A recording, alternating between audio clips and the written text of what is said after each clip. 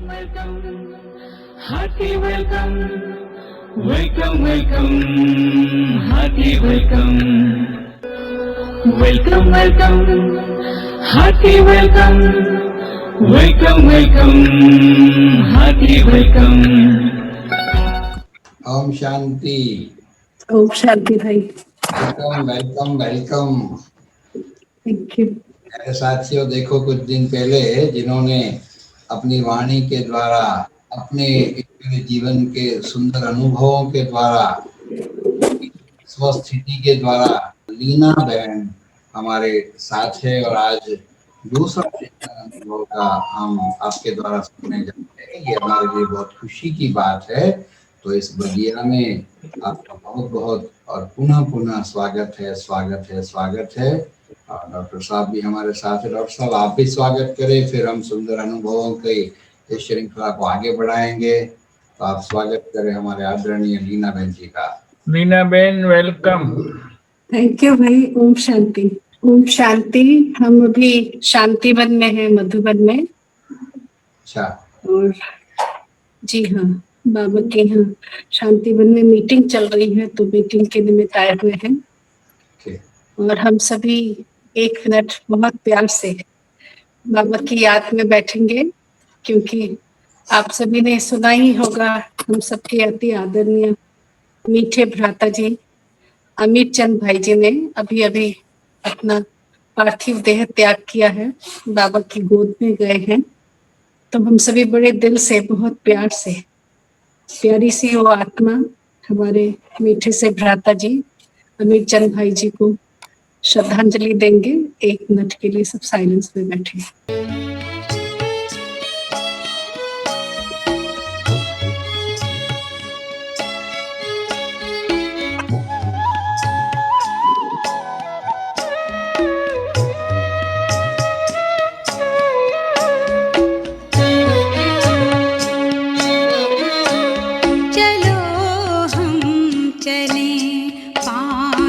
तत्वों के पार जहाँ रहते हैं शिव बाबा हमारे, मिले हम गुणों के भंडारी से जाके, लूटे उन्हीं से अनोखे नजारे, चलो हम चले। ओम शांति। चूंकि अभी अभी समाचार मिला भ्राता जी का, तो सबसे पहले उनके साथ के अनुभव शेयर करती हूँ। जहां तक मुझे याद आ रहा है, ये 1981 की बात है, जब पहली बार भाई साहब से मिलना हुआ। हम बहुत छोटे छोटे थे और मेरे डैडी का ट्रांसफर पटियाले हुआ था, तो पटियाला पंजाब जोन में ही आता है। और उन दिनों जैसी मेरी स्मृति है उस हिसाब से 1981 में 10 पैसे वाला मेला था, पुरानों को याद होगा। दिल्ली में बड़ा मेला था और उसमें सभी बीके भाई बहनों को, पूरे डिवाइन फैमिली को, सभी भाई बहनों को 10-10 पैसे सेव करना होता था उस मेला के लिए। तो उसके लिए मीटिंग भी चल रहा था, क्योंकि मेरी अंडरस्टैंडिंग में सभी जोन्स को अलग अलग वहां स्टॉल दिया हुआ था, तो इसलिए मीटिंग के लिए ही भाई साहब आए हुए थे पटियाला। और जब मैंने उनको पहली बार देखा तो एकदम जैसे देवलोक से कोई देवदूत उतरा हो, वैसे ही थे। बहुत शुद्ध आत्मा, बहुत पवित्र आत्मा, और वैसे ही लाल लाल एकदम, आप सभी ने उनको देखा होगा। और मतलब जैसे कोई देवदूत उतरे हों, उस प्रकार से। बहुत मीठी वाणी और बहुत प्यार से सबसे मिलना और एक उमंग उत्साह भरना, सभी को जैसे उस सेवा के लिए तैयार करना, ये सब देख करके हमें बहुत खुशी हुई थी। और ये पता चला था कि पंजाब जो हमारा जोन है, ये उस जोन के बड़े भाई अमित चंद भाई जी हैं। फिर जब मैंने 10th का एग्जाम दिया था, ये 83 की बात है, तो पहली बार ट्रेनिंग के लिए मुझे मिठू दादी जी ने चंडीगढ़ भेजा था। और चंडीगढ़ में जाना हुआ। हाँ, और वहाँ उस परिवार से बहुत अच्छी तरह से मिलना हुआ। भाई साहब से बहुत जैसे क्या कहें और गहरा संबंध, अचल दीदी और पूरा परिवार चंडीगढ़ का बहुत नियम धारणाओं वाले, बहुत ऊंची स्थिति वाला वो परिवार, बहुत ही अच्छा परिवार, जहाँ जाकर के मुझे बहुत खुशी हुई। तो फिर 1984 की बात है, जब मैंने 11th का एग्जाम दिया था, तो चंडीगढ़ जाना हुआ ट्रेनिंग के लिए। फिर क्योंकि छुट्टियों में ब्रह्मा कुमारी बनना ये तो बहुत बड़ा लक्ष्य छोटेपन से ही था, तो उसके लिए मेरे लौकिक पिताजी मानते थे कि सिंपल ब्रह्मा कुमारी नहीं बनना है, कोई एग्जाम्पलर ब्रह्मा कुमारी बनना है। इसलिए छोटेपन से ही वो मुझे ट्रेनिंग के लिए जहाँ चांस मिलता था जरूर भेजते थे। तो चंडीगढ़ फिर भेजा। 84 की बात मैं आपको बताती हूँ। जो क्या कहें, वो स्मृति, वो याद जब भी मुझे आती है, मुझे बड़ा अलग, बहुत अलग सी फीलिंग आती है, वो मैं आपसे शेयर करती हूँ। 84 में आप सब जानते हैं पंजाब में ब्लू स्टार ऑपरेशन हुआ था और किसी कारण से बड़ी दीदियां सब मधुबन आई हुई थी और हम छोटी छोटी 4-5 बहनें ही मतलब वहां पे सेंटर पे, जिसमें से सबसे छोटी मैं थी। और चूंकि बड़ी दीदियां कोई नहीं थी, भाई साहब थे उस समय चंडीगढ़ में, और हम लोगों को क्लास करने को चांस मिलता था। ऐसा था कि छोटे थे तो 2 चोटियां करनी होती थी, और जब क्लास कराओ मुरली सुनाने बैठो तो 2 चोटियों से मुरली नहीं सुनाई जाती। उन दिनों ऐसा था कि 1 चोटी कंपलसरी था। तो फिर क्या करें, जब अगर क्लास करने को बोला तो फटाफट, और कोई बात हो नहीं हो लेकिन आपको चोटी जरूर चेंज करना पड़े। तो मुझे वहां पे कई भाई बहनें जो हैं वो 2 गुत्तों वाली ब्रह्मा कुमारी ऐसे कह के प्यार से बुलाते थे, क्योंकि कभी कभी अचानक बोला तो फिर नहीं हो पाता था। तो जैसे, लेकिन उस दिन चूंकि मुझे क्लास कराना था और पूरी अथॉरिटी के साथ, क्योंकि बड़ी दीदियां नहीं है और आप बड़े हो, ऐसा सम्मान दे करके क्लास कराने को बोला था, तो मैं स्टेज पे बैठ गई और मुरली पढ़ा। बहुत अच्छी तरह से मुरली पढ़ा, बड़े प्यार से, और उस अथॉरिटी में बैठकर। और मुरली के बाद जैसे सबसे पूछती हैं बड़ी दीदियां, तो हमने पूछना शुरू कर दिया, भाई फलाने भाई साहब आप बताइए क्या सुना। सबकी बारी आई और लास्ट कोने में भाई साहब बैठे हुए थे। फिर उनकी भी बारी आई, भ्राता जी आप बताइए बाबा ने क्या सुनाया। तो वो एकदम खड़े हो गए छोटे बच्चों की तरह। जो फीलिंग मुझे है, मतलब अभी भी याद आती है तो जो फीलिंग आती है, छोटे बच्चे की तरह खड़े हो गए, एकदम लाल हो गए और कहा मैं तो स्ट्राइक करने वाला हूँ। ये क्या बात है, कल मैंने देखा था ये बच्ची फ्रॉक पहन के घूम रही थी, आज उनको स्टेज पे बिठा दिया, इतनी बड़ी दीदी बन गई कि वो पूछ रही है मैंने मुरली में क्या सुना, और मैं 18 साल से एक ही जगह पे बैठा हुआ हूँ। मेरी कोई प्रमोशन नहीं। और कहा कि मैं बाबा से गुजारिश करूंगा, बाबा अगले कल्प में मुझे बहन बनाना, और जब भी मतलब संगम युग में, हर संगम युग में मुझे बहन बनना है, टीचर बनना है, ताकि मैं सबसे पूछ सकूं क्या मुरली में सुना। ये देखो बहनों को कितनी अथॉरिटी है और हम भाइयों को कोई अथॉरिटी नहीं है। भाई साहब ने ये बात इस प्रकार से कही जैसे कि आपको अपने ऊपर एक बहुत हुज्जत आ जाए और बड़ा नशा चढ़े कि देखो बाबा ने हम बच्चियों को कितना ऊंचा बनाया हुआ है, कितना श्रेष्ठ बनाया है। और बहुत अच्छी तरह से उस दिन मनोबल बढ़ाया और कहा कि आप छोटी छोटी बच्चियां, छोटी छोटी बहनें भारत का कल्याण करने वाले हैं। बाबा जो कहते हैं कि छोटी छोटी बच्चियां भीष्म पितामहों को बाण मारेंगी, तो एक इस प्रकार की भावना दे करके उन्होंने मनोबल बढ़ाया कि आप छोटी छोटी बहनें जो हैं, विश्व में जो भीष्म पितामहों की तरह बड़े बड़े साधु संत ऋषि मुनि एजुकेटेड लोग जितने भी हैं, सबको आप ज्ञान का बाण मारेंगे, उनको बाबा का परिचय देंगे। बाबा ने आप बच्चों को, आप बहनों को इसीलिए ही निमित्त बनाया है, आगे बढ़ाया है, आगे उठाया है।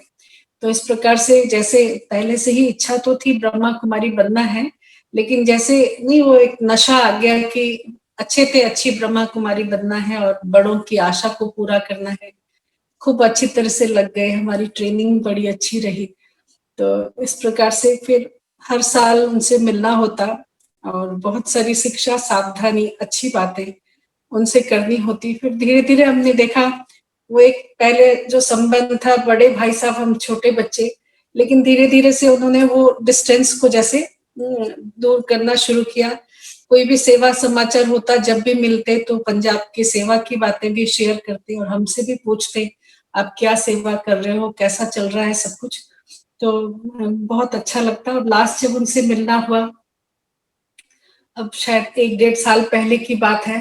अब मैं गई थी उधर पानीपत रिट्रीट सेंटर देखने के लिए। तो आते हुए वहां पे जो सोनीपत में रिट्रीट सेंटर बन रहा है वहां मेरा जाना हुआ, और दूर भाई साहब खड़े थे। उन्होंने जब देखा तो ऐसे पास में आ गए। मतलब बड़ा मुझे उस समय तो अटपटा लगा कि मैं इतनी छोटी सी बहन हूँ, लेकिन भ्राता जी मुझे कितना तवज्जो दे रहे हैं, और आकर के ऐसे जैसे उनकी कोई खास बहन, खास बच्ची जो भी समझे आकर के पहुंची हो, उस प्रकार से उन्होंने मुझे टाइम दिया। और बहुत सारे कारोबार चल रहे थे, लेकिन उनको कहीं ना कहीं जल्दी से निपटा के उन्होंने मुझे खूब टाइम दिया, सब कुछ खुद घुमाया, कैसे चल रहा है, कैसा कारोबार हुआ, कैसे यहाँ डेवलपमेंट हुई, आगे वो जो एक अष्टभुजा सा एक उनका प्रोजेक्ट बन रहा है, ऑडिटोरियम सा बन रहा था, उस बारे में बताया। तो ये जो हमारे बड़े हैं, ये भी संकल्प आ रहा था कि यज्ञ से ये जो महान आत्माएं, जो पिलर्स हैं, वो जैसे क्या कहें, छिपते जा रहे हैं और फरिश्ते बन के जा रहे हैं, लेकिन उनकी पालना, उनका प्यार, उनका ये बनाया हुआ यज्ञ, उसमें अभी ये तो नहीं कहेंगे कि कहीं कोई उनके बिना खालीपन लगेगा, लेकिन उनकी स्मृति, उनकी यादें, उनकी पालना वो हम सबको जरूर बहुत बहुत बहुत शक्ति देगी, आगे बढ़ने के लिए हमारे में मनोबल देगी। ये भी संकल्प चल रहा था कि पहले जब यज्ञ में आते थे और कोई भी बड़ी मीटिंग्स वगैरह होती थी, चाहे हम छोटे थे, लेकिन हमने देखा है कौन कौन सब महारथी बैठते थे मीटिंग में, और छोटे छोटे प्रोग्राम्स में भी कैसे ये सब बड़े भाई बहनें, दादियां, दीदियां मधुबन की शोभा बन जाते। लेकिन धीरे धीरे ये सब अब अव्यक्त वतनवासी बनते जा रहे हैं। और एक और बात की अच्छी चर्चा ये भी रही, कल एक छोटे से ग्रुप में हम बैठे हुए तो ये सोच रहे थे कि ये हाँ, ये बात चली कि बच्चों को भी, जो आजकल बच्चे क्लास में आते हैं या हमारे भाई बहनों के लौकिक संबंध में कुछ बच्चे आते हैं जो बाबा के यज्ञ से प्यार रखते हैं, तो हमें उन्हें स्पेशल पालना देनी चाहिए, क्योंकि शायद ये एडवांस पार्टी वाली आत्माएं हैं।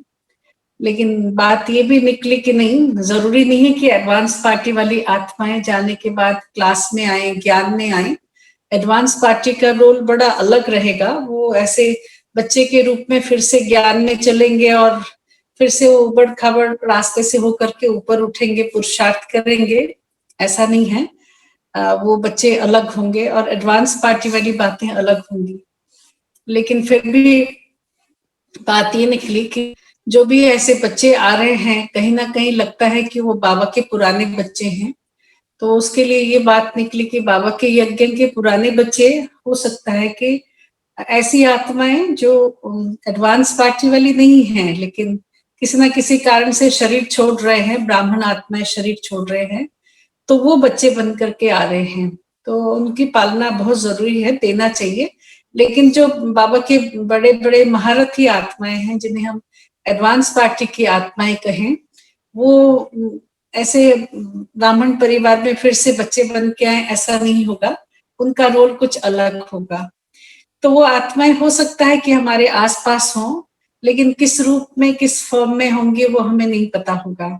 लेकिन कहीं ना कहीं वो एडवांस पार्टी की आत्माएं बाबा की सेवा को बहुत आगे बढ़ाने में मददगार बनेंगी। तो ये जो आत्माएं जहाँ पे भी हैं, जहाँ पे भी जाकर के हम सबके लिए एडवांस पार्टी का कारोबार कर रहे हैं, तो उनके लिए हमें जो कुछ करना हो वो हम बच्चों को करना चाहिए। तो एक पॉइंट ये भी निकली कि हम क्या कर सकते हैं। हमारा जो प्यार है, हमारा जो रिस्पेक्ट है एडवांस पार्टी की आत्माओं को, जो जिन्होंने हमें पालना दी, हमें स्पिरिचुअल मार्ग में आगे बढ़ाया, हमें बहुत सारी चीजों के बारे में बताया और मार्गदर्शक बने, तो वो सब आत्माएं अब एडवांस पार्टी में गए हैं, तो हम उनके लिए क्या कर सकते हैं।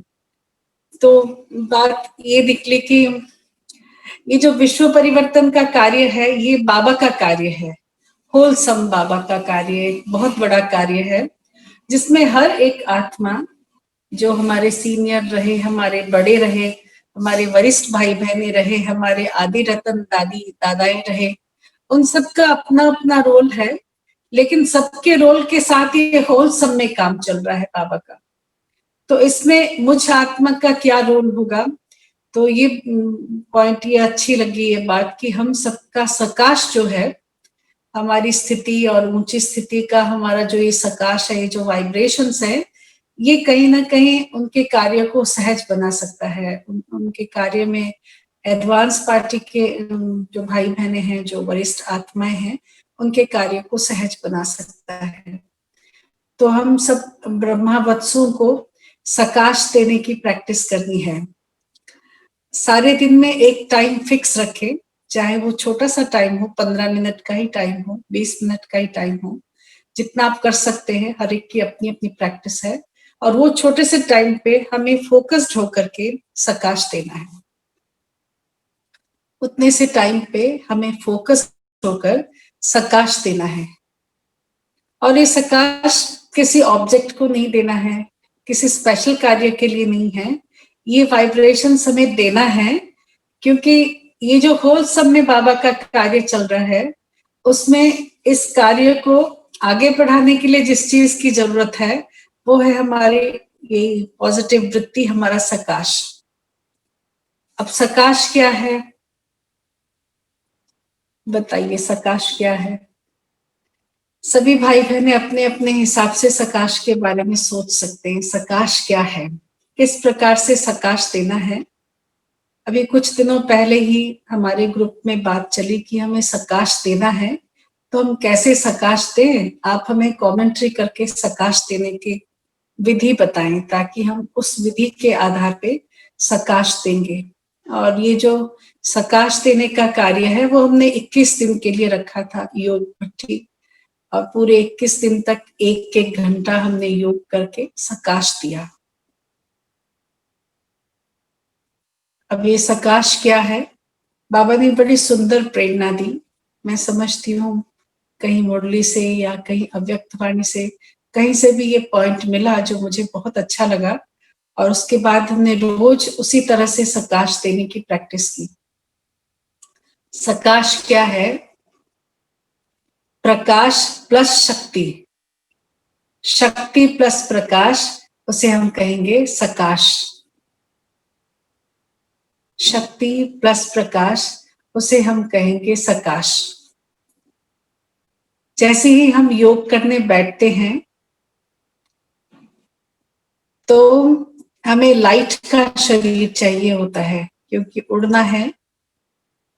तो लाइट का शरीर पाना, उसमें डबल लाइट है। डबल लाइट क्या है? हल्कापन, light, weight wise light, light प्रकाशमय। जैसे ही मैं आत्मा बॉडी से डिटैच होती हूं, मुझे एक सूक्ष्म शरीर मिलता है। जैसे ही हम ऊपर की यात्रा करते हैं, तो सूक्ष्म शरीर, प्रकाश का शरीर हमारे पास होता है, जो लाइट है, हल्का है, लाइट है। हमारी आत्मा की शक्ति के हिसाब से हमारे शरीर का लाइट होता है, प्रकाश का ऑरा होता है। जितनी आत्मा शुद्ध है, पवित्र है, श्रेष्ठ है, उतना ही उसका प्रकाश का तेज है। वो प्रकाशमय शरीर लेकर के हम जो उड़ने लगते हैं, तो ये सूक्ष्म शरीर हमारे साथ जाता है सूक्ष्म वतन तक। सूक्ष्म वतन तक सूक्ष्म शरीर जाता है। देखो, चंडीगढ़ की बात याद आ रही है ना, क्योंकि भ्राता जी की बात अभी कर रहे थे, अमीर चंद भाई जी की बात कर रहे थे। तो चंडीगढ़ से जुड़ा ये हमारा फरिश्तों वाला शरीर, उसके बारे में एक बड़ा सुंदर सा अनुभव है। बच्चे थे अभी, और उन दिनों ऐसा था कि सिनेमा सीन की माँ है, तो कोई भी बीके सिनेमा कभी नहीं देखते थे। टीवी से टीवी की बीमारी होगी तो टीवी भी नहीं देखते थे। फिल्मी गीतों को सुनना जानना इतना कोई रिवाज नहीं था। बस बाबा की मुरली, बाबा का ज्ञान, उसका ही मनन चिंतन, और उस प्रकार से ही लाइफस्टाइल थी। और हम चंडीगढ़ में जब गए ट्रेनिंग में, तो हमने देखा वहां दीदियां फिल्मी गीत गाती हैं, लेकिन वो पता नहीं किस सुर से और किस धुन से किस प्रकार से गाती थी। हमें तो नहीं पता था कि कोई फिल्म गीत है करके, लेकिन एक अलग दुनिया में ले जाती थी। और वो जो अलग दुनिया की फीलिंग के साथ वो गीत समझो मुंह पे है, और तो किसने नोटिस किया, कहा ये तो फिल्मी गीत है। अच्छा, क्या फिल्मी गीत है पता नहीं, लेकिन उसकी जो फीलिंग है वो आज तक है। वहां एक दीदी हुआ करती थी जो बहुत अच्छा गीत गाती थी। उन्होंने भट्ठी में भट्ठी कराते हुए जो गीत गाया वो था, कभी कभी मेरे दिल में ख्याल आता है। आगे पीछे का तो गीत का हमको नहीं पता, लेकिन उन्होंने गीत गाया, तो अब से पहले सितारों में बस रही थी कहीं, तुझे जमी पे बुलाया गया है मेरे लिए। तो जब वो गीत गा रही थी तो ऐसा उस गीत में इस प्रकार से मानसिक स्थिति बनाया हुआ था कि जैसे पीछे से सर्वशक्तिवान शिव बाबा हम मुझ बच्ची के लिए, मेरे लिए गा रहे हों कि तू अब से पहले सितारों में बस रही थी कहीं, तुझे जमी पे बुलाया गया है मेरे लिए। माना आप फरिश्ते हैं, परिदेश की परियां हैं, आप इस देश के हो ही नहीं, लेकिन चूंकि सर्वशक्तिवान भगवान इस दुनिया को परिवर्तन करने के लिए आए हैं, तो उन्हें आपके मदद की जरूरत हुई, मेरी मदद की जरूरत हुई। और बाबा के आते ही उन्होंने मुझे भी निमंत्रण दिया और मैं नीचे धरा पे आई हूँ। भगवान के श्रेष्ठ कार्य के लिए उनको जिस मददगार की जरूरत पड़ी, वो मददगार मैं हूँ। और मैं जो मददगार हूँ, मैं इस दुनिया की हूं ही नहीं, मैं उस दुनिया की हूँ, फरिश्तों की दुनिया की। और उन दिनों समझो ये फरिश्ता और ये सूक्ष्म वतन, इन सब चीजों का बहुत बहुत जैसे प्रैक्टिस था। और हाँ, तो सूक्ष्म शरीर लेकर के हमें जाकर के पहुंच जाना है कहाँ पे, सूक्ष्म वतन में। और सूक्ष्म वतन में पहुंचने के बाद ये जो डबल लाइट शरीर है, हाँ, उसके बाद मैं समझती हूँ एक गीत भी फरिश्तों की दुनिया की बनी है, चांदनी बिखरी है मगर मगर कोई चांद नहीं, बाबा से बात होती है मगर कोई नाद नहीं। हाँ, फरिश्तों की दुनिया, क्या ये गीत आपने जरूर सुना होगा। तो उसकी जैसे एक प्रैक्टिकल फीलिंग होती थी। फरिश्तों का दुनिया जो है, हाँ, जिसे हम सूक्ष्म वतन कहते हैं, वो ऐसी दुनिया है जहां चारों ओर प्रकाश है, लाइट है, चांदनी बिखरी हुई है मगर कोई चांद नहीं, लाइट का कोई सोर्स नहीं। बाबा से खूब बातें होती है, दिल भर के हम बाबा से बात कर रहे होते हैं, मगर कोई नाद नहीं, कोई आवाज नहीं है, कोई फुसफुसाहट भी नहीं है। उन दिनों जब मौन, क्या कहते हैं, जब योग भट्टियां चलती थी, तो ऐसे स्थूल आवाज में बात नहीं करते थे। उस समय सूक्ष्म भाषा में बात होती थी, आप कैसे हैं, ऐसे। तो बहुत बार ये बताया जाता था कि ये सूक्ष्म वतन की भाषा है, लेकिन जो अनुभूति कराई जाती थी सूक्ष्म वतन की, वहां पे ये भाषा भी नहीं होती। ये भाषा, ये नाद भी यहाँ आकर के होता, वहां नहीं होता। तो इस प्रकार की एक सुंदर सी फीलिंग वहां की। और क्या बता रहे थे जो आपको चंडीगढ़ का अनुभव, और उस समय से ये जैसे बुद्धि में प्रिंट है, किस प्रकार से वो दीदियां योग भट्टी कराती थी और कैसी वो स्थिति हो जाती थी कि आप वहां जाके पहुंच के उसकी अनुभूति करते। तो अभी भी उस अनुभूति को स्मृति में ला करके सूक्ष्म वतन में पहुंचना बहुत सहज हो जाता। फिर आप प्रकाश में शरीर लेकर के सूक्ष्म वतन में पहुंचे हैं, और जैसे ही सूक्ष्म वतन से आगे की यात्रा करते हैं, तो ये शरीर भी और लाइट और लाइट और ट्रांसपेरेंट लाइट और ट्रांसपेरेंट लाइट होता होता जब परम धाम घर में पहुंचते हैं, तो एक सूक्ष्म ज्योति बन जाते हैं। सुना, ट्रांसपेरेंट लाइट का कार और वो एक ज्योति जैसा बन जाता। और परम धाम घर में आप शिव बाबा के सन्मुख ज्योति बिंदु आत्मा लाइट के कार में है। नेक्स्ट स्टेज है कि सर्वशक्तिवान बाबा अपनी शक्तिशाली किरणें मुझ आत्मा पे बरसा रहे हैं। ये किरणें गोल्डन रेड कलर की सी हैं। हम यहाँ जितने भी कलर बनाते हैं ये वो कलर नहीं है। ये अनुभूति का विषय है कि बाबा से कैसे गोल्डन रेड कलर की, नारंगी कलर नहीं, लेकिन हाँ वो कलर कैसा है आप सोच सकते हैं। बहुत सुंदर चमकीला गोल्डन रेड कलर। कभी कभी सूर्यास्त में आप उस कलर को देख सकते हैं, पूरा लाल नहीं लेकिन आसपास कहीं वो कलर दिखता है। वैसे ही कलर की किरणें मुझ आत्मा पे पड़ रही हैं। वो बाबा की शक्ति है। मुझ आत्मा का प्रकाश और बाबा की शक्ति क्या बन गया? सकाश। और वही ब्रह्मलोक घर से शिव बाबा की उस शक्ति को मेरे प्रकाश के साथ मिलाकर वो सकाश मैं सारे विश्व को दे रही हूं। तो वो सकाश सारी कायनात को चीरता हुआ, पूरे ब्रह्मांड को चीरता हुआ वो सकाश की किरणें आती हैं और आकर के सारे विश्व में फैल जाती हैं।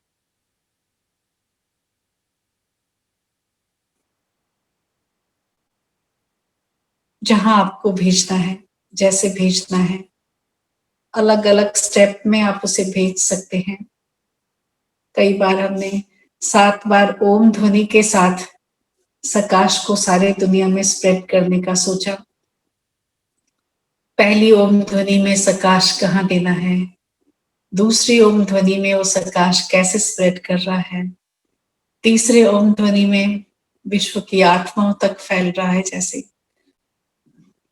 चौथे ओम ध्वनि में सारे ग्लोब में चक्कर लगाने लगता है ये सकाश, पांचवी ओम ध्वनि में प्रकृति के पांचों तत्वों को पहुंच रहा है, छठे ओम ध्वनि में आत्माएं उसे रिसीव कर रही हैं, सातवें ओम ध्वनि में प्रकृति के पांचों तत्व भी सब कुछ उसे रिसीव करते हुए सब सतो प्रधान बनता जा रहा है। तो इस प्रकार से अलग अलग ढंग से, ऐसे नहीं ओम कंटिन्यूस कैप करते थे, एक बार ओम ध्वनि पूरा लिया, स्प्रेड किया, फिर 1 मिनट तक साइलेंस के द्वारा वहां तक बाबा का सकाश पहुंचाते रहे। फिर थोड़ी देर के बाद दूसरा ओम ध्वनि लिया, बाबा से सकाश लिया, उसको वहां पहुंचाते रहे। इस प्रकार से 7 बार ओम ध्वनि करके सकाश देने में लगभग 15 मिनट का समय लेते और सबको सकाश देते।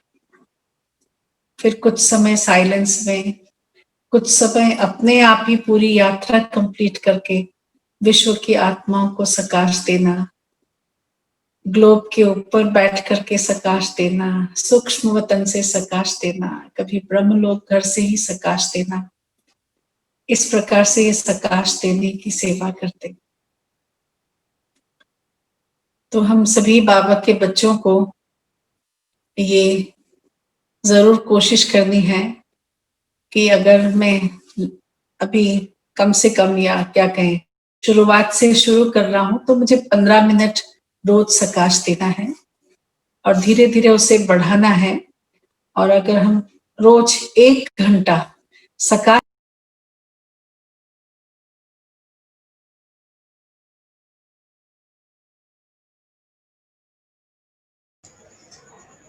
आपका म्यूट हो गया है लीना बेन, आप अनम्यूट करें। लीना बेन अनम्यूट करो।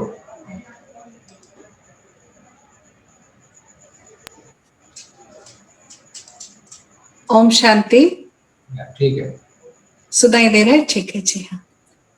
आवाज क्लियर है? अदरवाइज ठीक से सुनाई दे रहा है? जी हाँ, बहुत अच्छा। हाँ जी। तो ये आज सकाश की बात कही, और आप सभी को दादी दीदियों के बारे में सुनना था, तो जो कि दादी मिट्ठू दादी की बात से शुरू करते हैं आज। मिट्ठू दादी जी यज्ञ में म्यूजिक टीचर रही, सभी को म्यूजिक सिखाती थी, तो उनका हारमोनियम पे बड़ा कंट्रोल था, और वो हारमोनियम बजा करके बाबा के गीत गाया करती थी।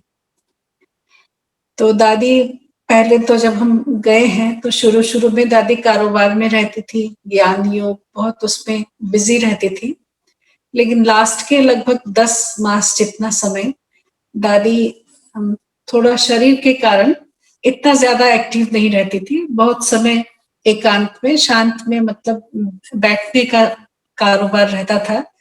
और उस समय हम छोटे छोटे बच्चे थे, तीनों भाई बहन, तो हम दादी के साथ बहुत समय रहते थे, दादी के साथ खेलते थे, दादी के साथ गाते थे, दादी के साथ बातें करते थे। तो जैसे हमने जो आभास अभी आ रहा है, जो अनुभूति थी, वो ये था कि बहुत ही आनंद पूर्वक उन्होंने जीवन बिताया। योग उनके लिए कोई डिफिकल्ट सब्जेक्ट नहीं था कि भाई बैठ करके योग करें, नहीं, लेकिन हर बात में वो बाबा से कनेक्टेड रहते थे, गीत हो, म्यूजिक हो, और हाँ, जैसा भी बाबा के प्यार के गीत गाते थे। कई बार तो ऐसा होता था कि बहुत देर तक बैठे हैं, योग कर रहे हैं, गीत गा रहे हैं, और दादी हारमोनियम बजा रही हैं। बहुत मतलब शारीरिक व्याधि होने के बाद भी, जैसे क्या कहें, शरीर उतना साथ नहीं दे रहा है, लेकिन उसके बाद भी दादी को वो हारमोनियम बजाना और लाइट मोड में रहना वो बहुत अच्छा लगता, और बड़े प्यार से बाबा की याद में रहती थी।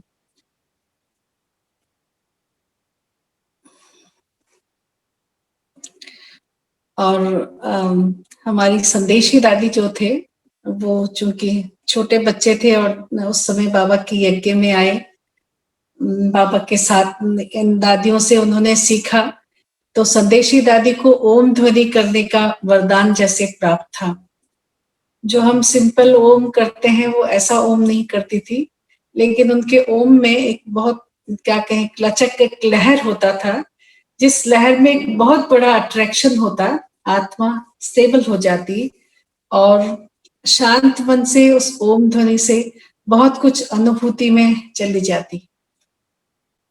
उस ओम ध्वनि में कभी कभी ओम मंडली का आभास होता, जैसे बाबा ओम मंडली में बैठे हो और बहुत सारे आदि रत्न आस पास हो और ओम का ध्वनि चल रहा हो, और वो जो अलौकिक अनुभूति है उसकी हम सब अनुभव करते, किसी दूर दुनिया में ले जाती थी दादी ओम ध्वनि के साथ।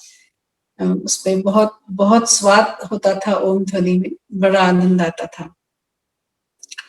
और आज आप सबसे और किसके बारे में शेयर करूं? मैं चूंकि अमीर चंद भाई जी के साथ आए थे, तो बात थी, तो इस प्रकार से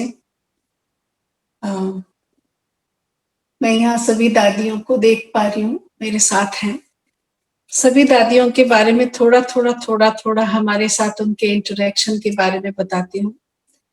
एक बात मैंने ये नोटिस की, दादियों ने जो पालना सभी को दी, सभी बाबा के बच्चों को एकदम अपना समझ करके दिया, और उस अपनेपन के कारण वो सबको बहुत याद रख पाते थे।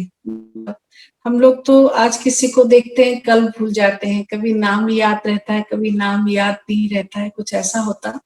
लेकिन ये जो दादियां थी, यज्ञ के सिवाय, बाबा के बच्चों के सिवाय वो और कुछ सोचते ही नहीं थे। तो इसलिए जो भी बाबा के बच्चे हैं, जो सेवाओं में साथ में आए, या जिनको उन्होंने कभी भी पालना दी, तो कभी उनको भूले नहीं।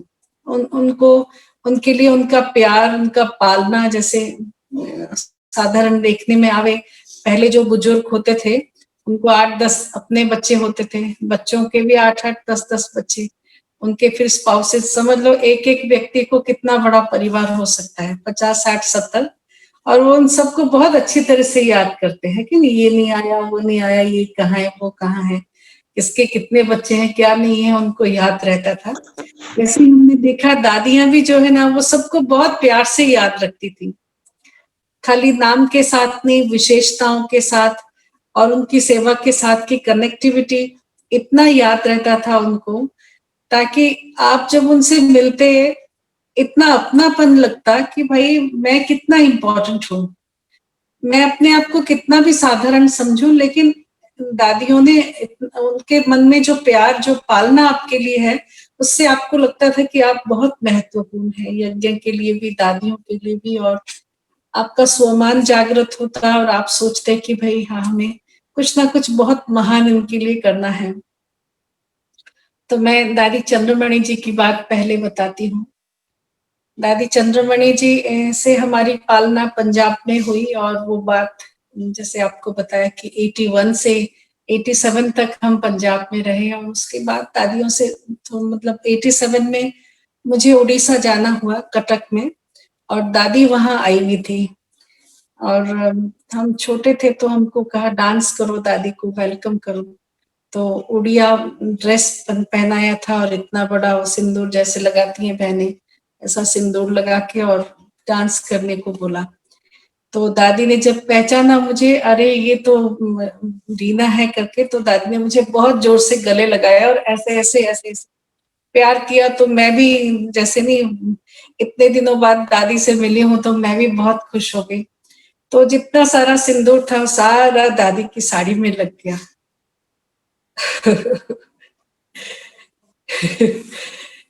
और दादी ने जब अपनी साड़ी देखी तो कहा कि अरे तुमने तो मुझे अपने रंग में रंग दिया। मतलब बात वो नहीं थी, लेकिन बात ये हुई कि भाई जैसे नहीं, भाई आपने मुझे अपने रंग में ही रंग लिया, प्यार के रंग में रंग लिया। तो वो जैसे और जो भावना थी, और गहरा भावना, मतलब आपको ऐसे लगे कि भाई आप कितने विशेष हैं। देखो दादी कितने प्यार से आपको याद करती है, और इस बात को भी दादी ने कितने प्यार से लिया और सबको बताया कि ये हमारी बच्ची है, हमारे यहाँ से पालना लेकर के बड़ी हुई है। और हमारी जो विशेषता थी वो हमारी दीदी को हमारी विशेषता बताने लगी कि भाई ये ऐसी बच्ची है करके। तो बहुत जैसे नहीं, आपको दिल तब ऐसा होता है कि पता नहीं इन दादियों के लिए, इन दीदियों के लिए हम क्या कर गुजरे, कैसे करें, कैसे उनके एहसानों को पूरा करें, कैसे उनकी पालना का हम रिटर्न दे सकें। ऐसा मन में जो है ना उमड़ उमड़ के संकल्प आता। फिर बात कर रही हूँ दादी मनोहर इंदिरा जी की।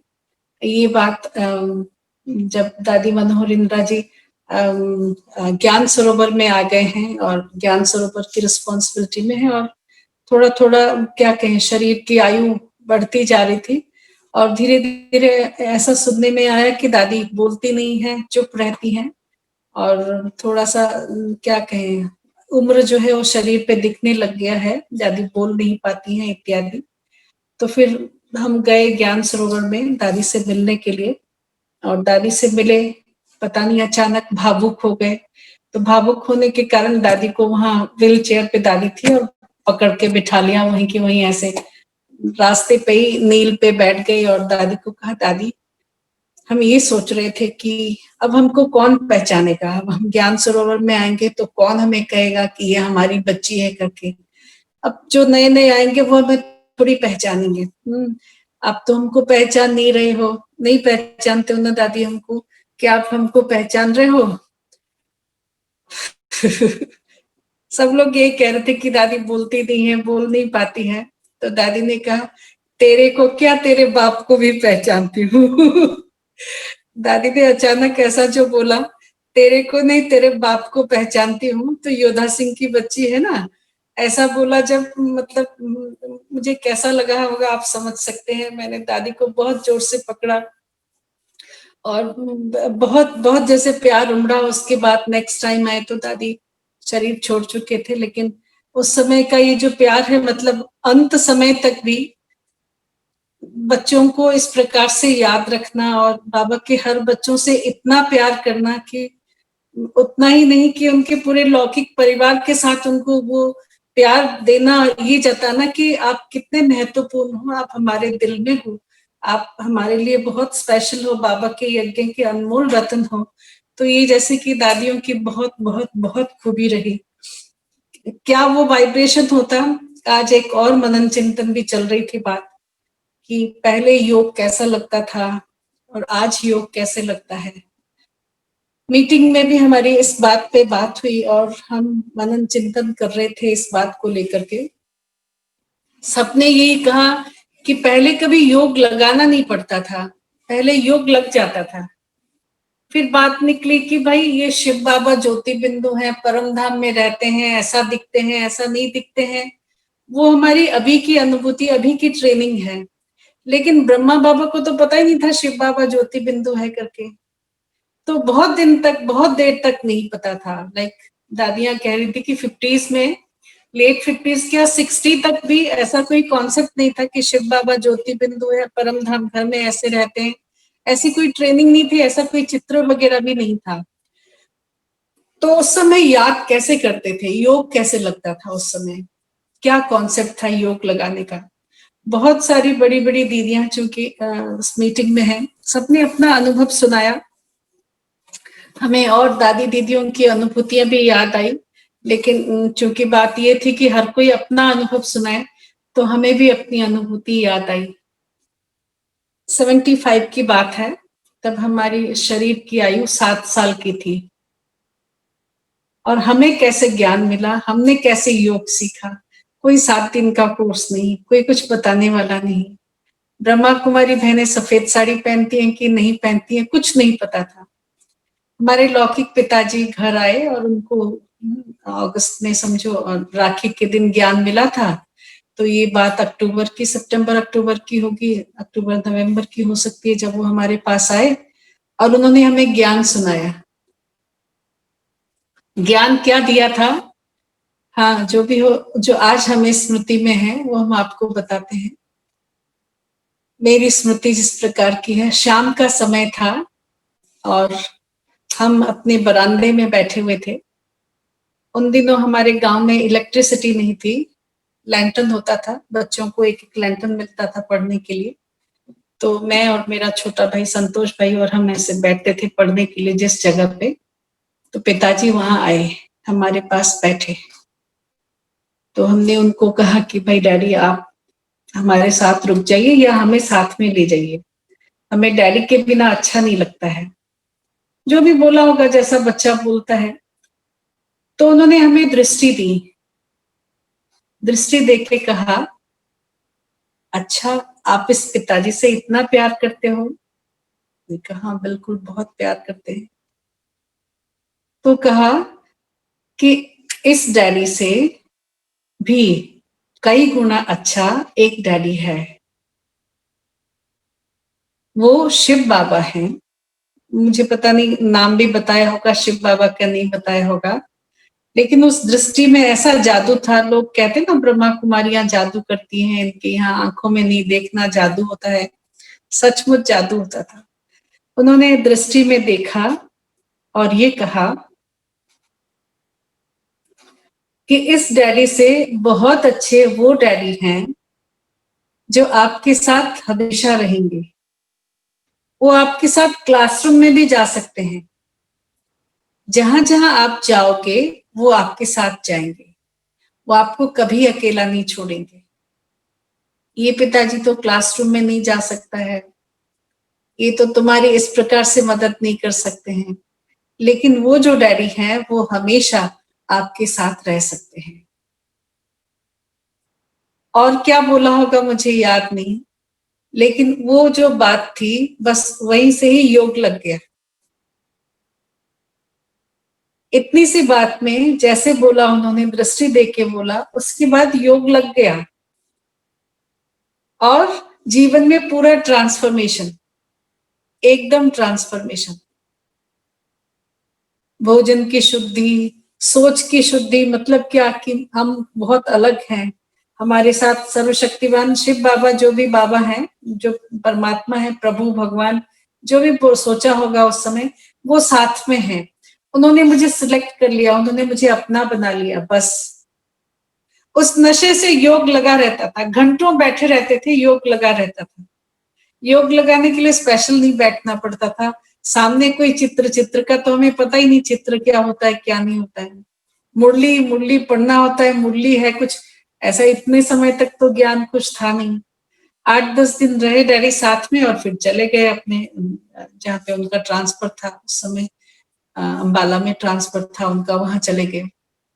लेकिन उसके पीछे से मतलब वो दिन था एकदम ठप्पा लग गया कि हम बाबा के बच्चे हैं, हम अलौकिक हैं, हम अलग हैं, कुछ ज्ञान नहीं है, आत्मा क्या है, परमात्मा क्या है, शिव बाबा सृष्टि चक्र कुछ बताया भी होगा तो नहीं पता, लेकिन अपने आप ही ज्ञान इमर्ज होने लग गया। और अपने आप ही घंटों पहले प्रार्थना करने बैठते थे, क्योंकि गांव में हमारी डैडी की जो आंटी थी वो बहुत भक्ति में थी, तो रोज शाम को हाथ मुंह धो और अच्छी तरह से फिरा करके कैसे बैठना है, नील डाउन होकर के हाथ जोड़ करके प्रार्थना करना है, 1-2 प्रार्थना पूरा बुलवाती थी, एक आधा भजन भी गवाती थी और आरती करवाती थी।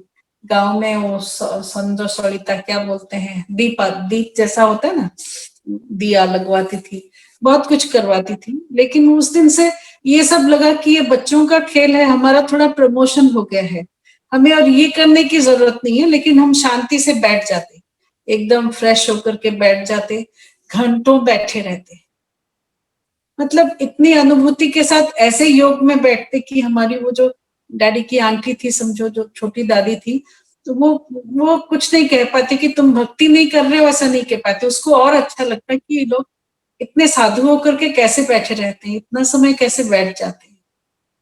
और बैठे रहते थे, किसको देखते थे, परम धाम में शिव बाबा है कि सूक्ष्म वतन में ब्रह्मा बाबा है, ऐसा कुछ नहीं, लेकिन घंटों एक अलौकिक खुशी की अनुभूति होती रहती थी।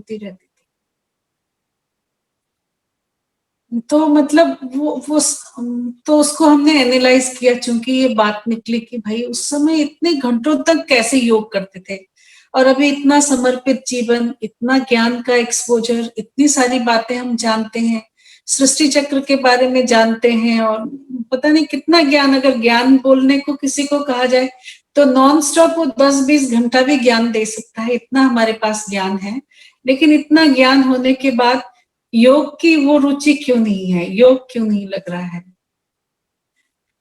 तो जो हम एनालाइज कर सके इस बात से, जो हमें समझ में आई वो ये है कि कहीं ना कहीं बहुत सारी बातों में बुद्धि जाने लग गई है।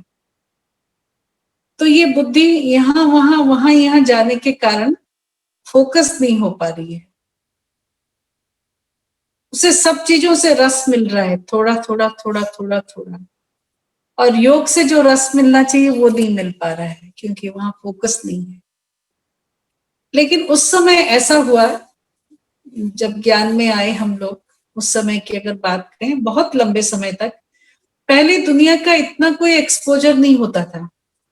जब से ये मोबाइल इंटरनेट आ गया है, शायद मैं समझती हूँ उसके बाद बुद्धि और ज्यादा इधर उधर जाने लगी है।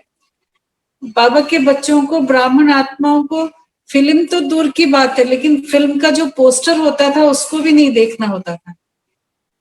आपने कई बार मम्मा का अनुभव सुना होगा, हमारे आदरणीय रमेश भाई जी सुनाते थे, कहा एक बार मम्मा को लेके ड्राइव पे जा रहे थे, तो एक बहुत बड़ा पोस्टर होर्डिंग लगा हुआ था। तो भाई साहब ने कहा, मम्मा देखा वो होर्डिंग, फलानी चीज का एडवर्टाइजमेंट लगा हुआ है। मम्मा ने कहा, मम्मा कहीं नहीं देखती हैं, जब भी ड्राइव पे होती हैं, जा रही होती है, तो मम्मा इधर उधर नहीं देखती हैं, मम्मा का मन बाबा में ही लगा हुआ होता है, मम्मा अपनी सेवा में उस समय व्यस्त होती है, कहीं कुछ नहीं देखती हैं। भाई साहब ने भी अपना अनुभव सुनाया, मम्मा कभी ऐसे ऐसे करके इधर उधर कुछ भी नहीं देखती थी, फोकस्ड रहती थी। तो एक्चुअली उन दिनों में ऐसा ही था, नियम धारणाएं बाबा की यज्ञ में बहुत पक्के थे। आप कहीं कुछ भी नहीं देख रहे होते हैं, देखेंगे तब ना ध्यान जाएगा, तो कहीं इधर उधर देखना नहीं होता था। बाहर का कुछ भी नहीं खाते थे, खाने की इतनी शुद्धि कि हमें याद है, हमारी दीदियां तो इतनी अच्छी रही हैं, ये जो भुना हुआ छिलके वाली मूंगफली भी होती थी ना, वो भी नहीं खाने को अलाउ करती थी, कहती थी नहीं, वो भी क्यों खाना चाहिए, नहीं खाना चाहिए, क्योंकि उसमें भी अन्न का प्रभाव मन पे पड़ेगा। हाँ चलो, बीच में एक और इंटरेस्टिंग अनुभव आप सबको सुनाती हूँ। बॉम्बे की बात है, कुलाबा में दादी आत्म मोहिनी जी थे, आप सभी उनको जानते होंगे, कुछ पुराने भाई बहन हैं। तो आत्म मोहिनी दादी जब हमारा यहाँ यज्ञ में सिलेक्ट हुआ तो दादी जी ने हमें बॉम्बे भेजा। बड़ी दादी ने हम 3 बहनों को, पहले 3 थे तो 3 बहनों को हमें बॉम्बे में भेजा।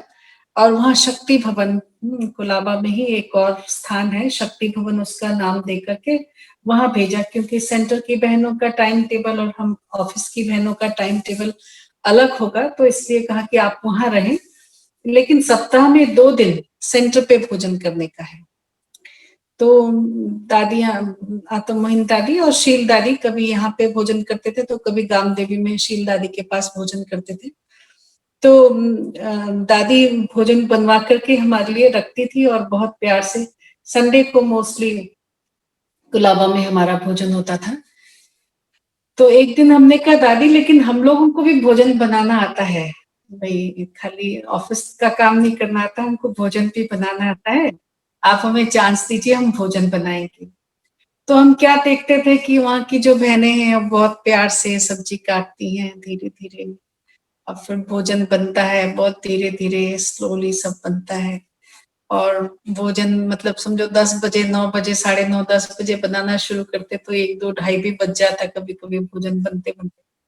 तो हमको अंदर से ये रहता था कि हम तो बहुत फास्ट भोजन बना पाते हैं, हमको भोजन अच्छा बनाना आता है जल्दी जल्दी। तो हमने कहा दादी आज हम भोजन बनाएंगे। दादी ने कहा अच्छा ठीक है, क्या बनाओगे? शाम का समय था तो हमने कहा खिचड़ी बनाने की बात थी, तो मैंने कहा मैं खिचड़ी बनाती हूँ। छोटे बच्चे तो थे, अक्ल के कच्चे, है ना, तो हमने सोचा कि मैं फास्ट फास्ट बनाऊंगी ना तो दादी देखेंगे कि ये बच्चियां कितनी एक्सपर्ट हैं, बहुत अच्छा सब काम जल्दी जल्दी कर पाती हैं। तो हमने फटाफट खिचड़ी बनाया, जब भी जैसा हमारे स्टाइल का खिचड़ी बना दिया, प्रेशर कुकर बंद हो गया। दादी वहां खड़ी थी, घूम रही थी, देख रही थी भोजन बन रहा है। उसके बाद मेरे पास आई, कहती आप क्या समझते हो, ये खिचड़ी दादी खाएंगी? मैंने कहा दादी क्या बात करते हो, हम तो बाबा के इतने लाडले बच्चे हैं, इतने साल से ज्ञान में चलते हैं और बाबा के लिए तो समर्पित जीवन है, आप हमारे हाथ का कैसे नहीं खाओगे, आपको तो खाना चाहिए। मैं वो नहीं कह रही हूँ, मैं ये खिचड़ी क्यों खाऊं बोलो? कहा हमने बनाया है आपके लिए प्यार से, तो इसलिए आपको खाना चाहिए। कहा देखो वो सामने होटल दिखाई दे रहा है। कहाँ दादी दिख रहा है? तो वहां पे भी खिचड़ी बनती होगी। हमने कहा तो बोलो आपने खिचड़ी में क्या डाला है? तो हमने कहा दाल, जो भी डाला था, दाल है, चावल है, टमाटो है, उसमें ये सब्जी भी डाली है और आज ऐसे स्पेशल प्रकार का छोंक लगाया है और ये खिचड़ी बनी है। तो दादी ने कहा अगर वो खिचड़ी बनाएगा होटल वाला तो क्या क्या डालेगा? दाल डालेगा, चावल डालेगा, ये सब चीजें डालेगा। तो कहा जब दादी वो वाली खिचड़ी नहीं खा सकती है तो ये खिचड़ी क्यों खाएगी, आपने क्या एक्स्ट्रा डाला है? सुना, और हम तो एकदम आश्चर्य लगा कि दादी क्या कहना चाह रही है, और एकदम क्लिक हुआ। दादी ने कहा ये हमारा जो ब्राह्मण जीवन है वो इतना स्पेशल है, इस स्पेशल जीवन में कुछ स्पेशल डला हुआ भोजन ही हम खा सकते हैं। तो आप सोचेंगे भाई घी ऊपर से डाल देंगे, घी अगर छोंक में नहीं डाला है तो कम डाला हो तो बाद में डालें। नहीं नहीं, हम जब भोजन बनाए तो उसमें बाबा की याद डाली, प्यार डाला, शक्ति डाला, कितनी शुद्धि के साथ बनाया, कैसे बनाया, धीरज डाला उसमें, अपनापन डाला उसमें, प्यार डाला, क्या डाला। तो जब भोजन हम बनाते हैं तो उसे बहुत प्यार से बाबा की याद भर भर के उसको भोजन को बनाना चाहिए, तब वो भोजन ब्राह्मण जैसे महान आत्माओं के खाने योग्य बनता है। सुना आजकल ब्राह्मण, चलो प्यास लगी है, दिल हुआ, कहीं टेम्पा कोला की कैंपा कोला जो भी आया वो पी लिया। अच्छा आज आइसक्रीम खाना, यहाँ से आइसक्रीम खा लिया, कोई बात नहीं, सुबह तो बहन जी हम 2 बिस्किट खा लेते हैं, अरे बिस्किट में अंदर क्या जा रहा है? क्या वो बिस्किट उन्होंने बाबा की याद में बनाई होगी? नहीं। तो इसलिए मतलब ये सब अंतर होने के कारण हमारी स्थितियों में अंतर आ गया है। पहले ऐसे कोई चीज नहीं खाते थे, बाबा की याद में ना बनाया हो भोजन नहीं खाते थे। बहुत ज्यादा ध्यान दिया जाता था कि जब आप भोजन बना रहे हैं तो कितना बाबा की याद में बना रहे हैं। किचन में आवाज नहीं चाहिए, हाँ, बिल्कुल नहीं। और सब जगह मतलब जो भोजन बनाने वाले होते थे वो बहुत स्पेशल, जो बड़े बड़े स्थान में समझो जहाँ बहुत ज्यादा योग युक्त स्थिति रहती थी, वहां भोजन बनाने वालों की स्थिति बहुत बहुत ऊंची और बहुत अच्छी रहती थी। पहले भी देखो जब माताएं लौकिक में भी माताएं जो भोजन बनाती थी तो कितनी शुद्धि के साथ कितने प्यार से भोजन बनाती थी। आज बहुत जल्दी जल्दी सोच के साथ हम जल्दी जल्दी भोजन बनाते हैं, इधर बात कर रहे हैं, इधर फोन चल रहा है और उधर भोजन बन रहा है। तो भोजन में क्या जा रहा है, वो कैसे हमें शक्ति देगा? ब्रह्मा भोजन ही मन को शक्तिशाली बनाता है, योग युक्त बनाता है। तो दादी की वो बात मुझे हमेशा याद आती। मैं ये तो नहीं कहूंगी कि मैं उनको परफेक्ट फॉलो कर पाती हूँ और हमेशा जब भोजन बनाती हूँ तो पूरा बाबा की याद में बनाती हूँ। गड़बड़ी बीच में होती है, मेरी बाबा की याद नहीं भी होती है जल्दी जल्दी में, ये बना लो, ये डाल लो, वो करो, और आवाज भी कर रहे हैं, कारोबार भी हो रहा है और भोजन बना लेते हैं कभी कभी। लेकिन जो दिल से आवाज आती है वो ये है कि भाई अगर हम सचमुच योग युक्त रहना चाहते हैं, बाबा की याद में खोए हुए हो रहना चाहते हैं, उस स्थिति को फिर अनुभव करना चाहते हैं कि जब घंटों योग में बैठे हैं और कहीं कोई हलचल नहीं, कोई डिस्ट्रैक्शन नहीं, और वो जो दादियां निष्ठा में बैठ जाया करती थी, एक बार बैठ गई सो बैठी बैठी हैं, वो वाला योग अगर हमें चाहिए तो सब कुछ एकदम फिर से हमें अपने आप को चेक करने की जरूरत है। भोजन बाबा की याद में बनता है और उसके बाद मैं बाबा की याद में भोजन करता हूँ। देखो बीच में ऐसा था कि कोर की भी कंपटीशन होती थी, कितना कोर हमने बाबा की याद में तोड़ के खाया। कभी बाबा मुझे खिलाए, कभी मैं बाबा को खिलाऊं, हाथ यही मुंह यही, कभी ये मुंह बाबा का तो कभी मेरा। जब मुंह मेरा हाथ बाबा का, जब हाथ मेरा तो मुंह बाबा का, और एक दूसरे को खिला करके भोजन खा रहे हैं बड़े प्यार से, और कोई इधर उधर की बातें बुद्धि में आ नहीं रही है। जब इतनी शक्तिशाली स्थिति रहती है तो देखना ऑटोमेटिकली बाबा के लिए प्यार रहता है, अंदर से एक उछल आती रहती है और उस प्यार में खो जाने को मन करता है और खोए हुए रहते हैं। तो ऐसे क्या कहें, जीवन के छोटे छोटे से अनुभव। आज तो क्या कहें, खास विशेष यही मन में आया कि माता जी ने शरीर छोड़ा तो अचानक समाचार सुना, तो मन उधर चला गया। और ऐसे जो महान आत्माएं जिन्होंने इतना प्यार, इतना पालना यज्ञ के सबको दिया, उन दिनों तो ऐसा नहीं होता था कि ये परिवार वो परिवार, सारा पंजाब जो एक साथ, और जब मेला था दिल्ली में तो सारा भारत जैसे एक साथ लग करके सेवा करता था। तो ये वो आत्माएं जो फाउंडेशन वाली आत्माएं हैं जिन्होंने परिवार को बहुत प्यार पालना दी है, तो उन सबकी प्यार पालना को हमें आगे बढ़ाना है। और जो हमारी परंपरा है बाबा के इस यज्ञ की, सबको हम सभी एक कार्य में लगे हुए हैं, सब मिलकर के इस यज्ञ के थ्रू भारत को स्वर्ग बना रहे हैं, विश्व के परिवर्तन का कार्य कर रहे हैं। सब बाबा के बच्चे मेरे बाबा के बच्चे हैं, सारे क्या कहें, विश्व में जहाँ पे भी बाबा का घर है वो मेरे बाबा का घर है। और जैसे भी, पर फिर भी जो मर्यादाएं हैं उसके अंदर भी रहना है। Think globally, act locally.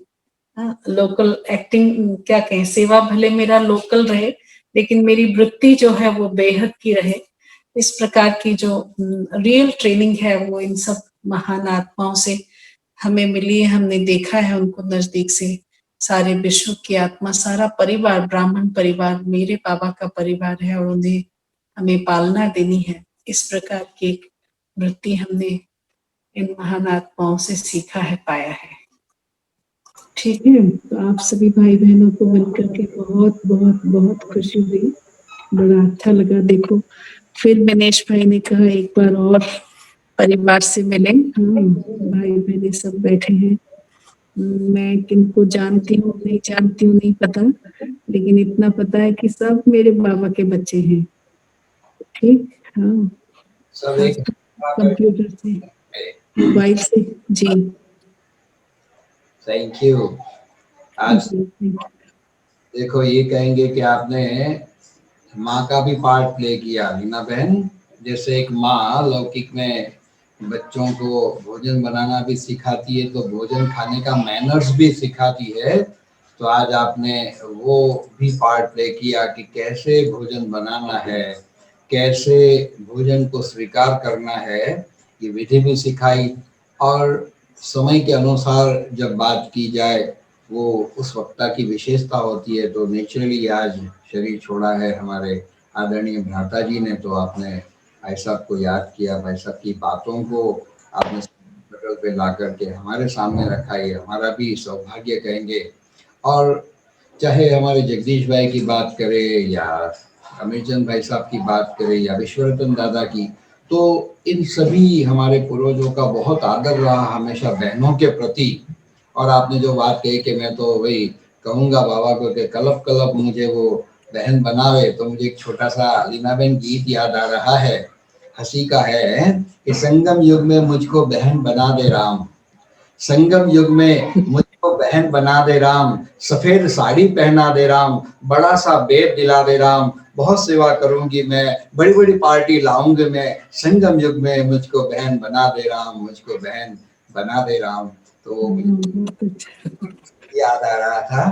तो आपका बहुत बहुत धन्यवाद। और डॉक्टर साहब आप भी कुछ बात रखे, आपने भी कुछ बहुत सुंदर बातें अनुभव अभी सुने लीना बहन के द्वारा, तो आप भी अपने मन की बात रखें, फिर हम बाबा की याद में रहकर फिर पूरा करेंगे। डॉक्टर साहब। बहुत अच्छा, खूब अच्छा। जैसे सुनाने के साथ साथ स्वरूप बन के सुनाया।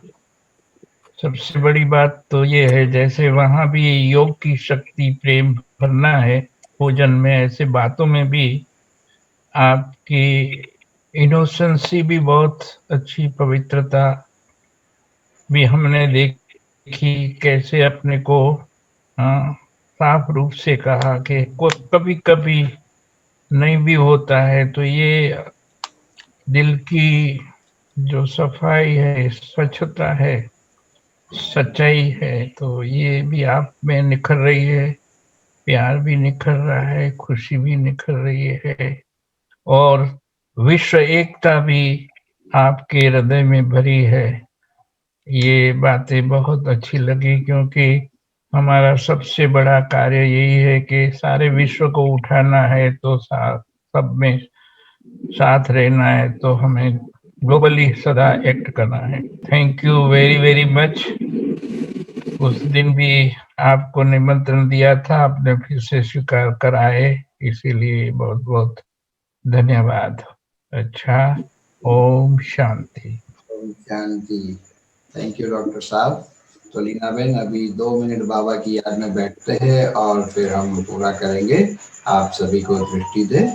अमीचंद भाई को भी विशेष रूप से आज याद किए, बहुत प्यारे भाई थे। हमारा भी हमेशा कांटेक्ट रहता था मेडिकल विंग में जब था, तो हम लोगों को वहाँ सारा उस हिमाचल प्रदेश और ये सब का सेवा कराई थी। तो बहुत प्यारी आत्मा थी, उसके लिए जरूर हम फिर से भी एक बार सदा साथ मिलकर प्यार से क्वेश्चन होता है, लेकिन क्वेश्चन को भी खत्म करके बाबा को याद करके और उस आत्मा का कोई वंडरफुल पार्ट होगा, तो ये हमें स्मृति लाके सभी वहाँ के भाई बहनों को भी और उस आत्मा को भी हम योग का सहयोग देंगे।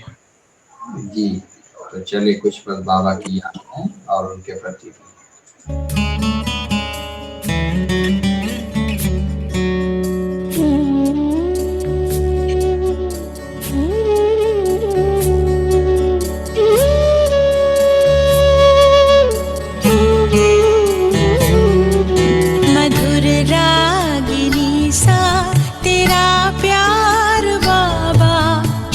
शीतल चांदनी सा तेरा प्यार बाबा, मधुर रागिनी सा तेरा प्यार बाबा, शीतल चांदनी सा तेरा प्यार बाबा।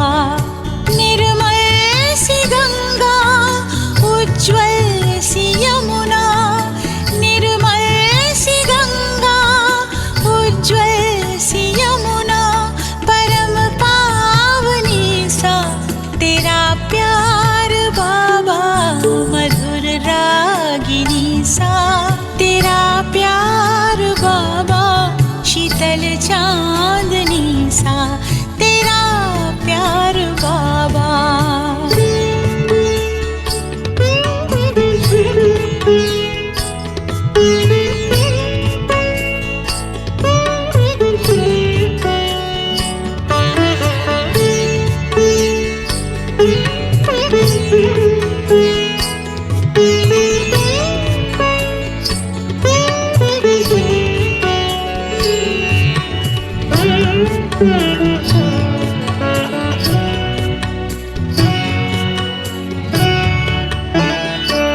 तेरी आभा है सौरभ बिखेरे हुए, तुमको देखा तो बाबा हम तेरे हुए।